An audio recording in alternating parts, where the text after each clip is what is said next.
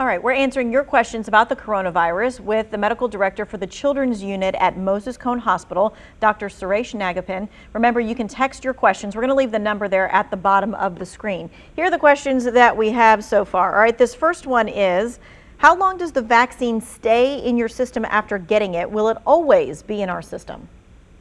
That's a good question. So, those original studies, they saw that you still have protection 3 months out.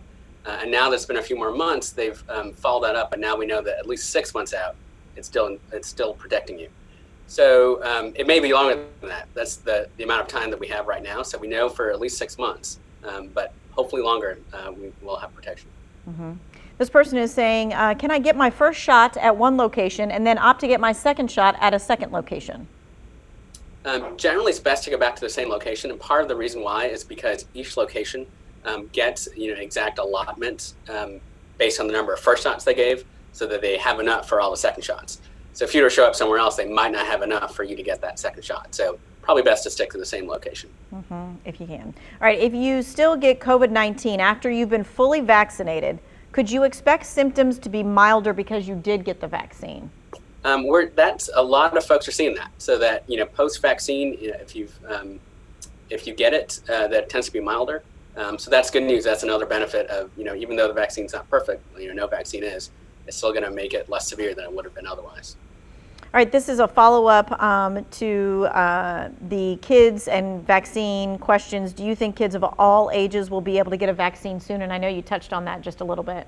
Yeah, so the kids age 12 to 15, I'm really hopeful, maybe by the 4th of July, we'll be seeing kids that age get it. The younger kids, it's going to take a little bit longer, right? So those studies are kind of still in progress. We got to make sure it's safe for those kids too. Hopefully by the end of this calendar year, maybe the early next year, that's what we're talking about for the younger age group, 6 months and up. But you're thinking 12 to 15 could be this summer? It could be, absolutely. Okay.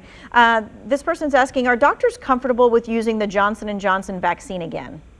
Yeah, so that, the Johnson & Johnson vaccine, the issue with it was, the possibility that there was blood clots that were related to the vaccine. It turns out that there was only 15 cases of this, across America, out of 8 million people who got the vaccine. So it's an extremely rare thing.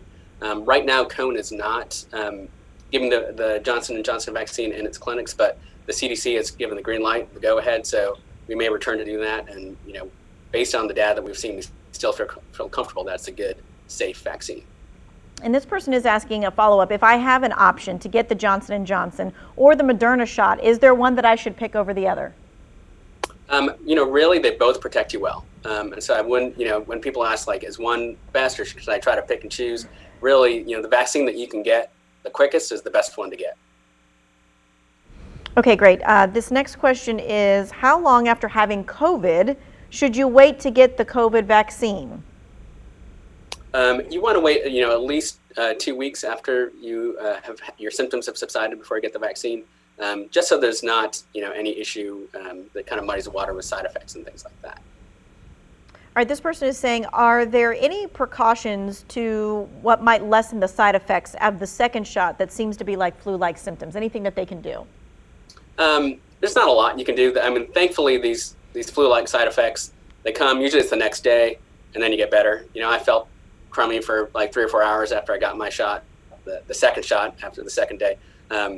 Things like Tylenol and ibuprofen, if that's okay with your doctor, those are usually fine to do. That will help with some of these symptoms. But the good news is it's short, and then it's over, and then you're back in business. But they don't want you doing the ibuprofen or the Tylenol before you get your second shot. Yeah, do it. If you have those symptoms, then go ahead and do that. But you don't have to do it ahead of time. So this person says that they have had the vaccine, and they're wondering, well, will it benefit me to get another vaccine down the road? That way I can be doubly protected. Kind of like if one Tylenol is good, 2 Tylenol are better for a headache.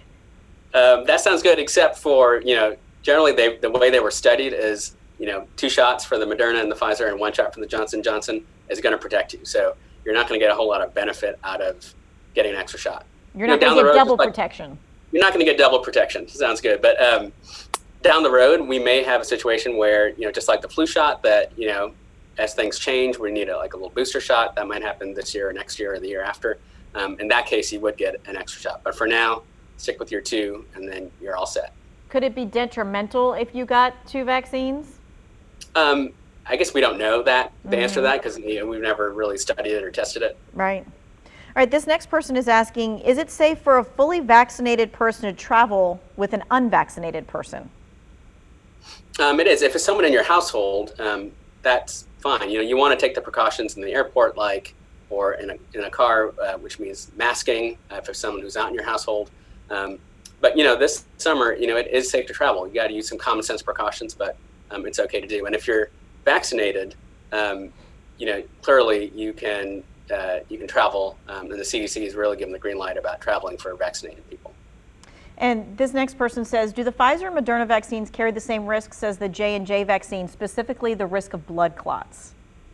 We have not seen that risk of blood clots in the Pfizer and Moderna. So that is one difference between them.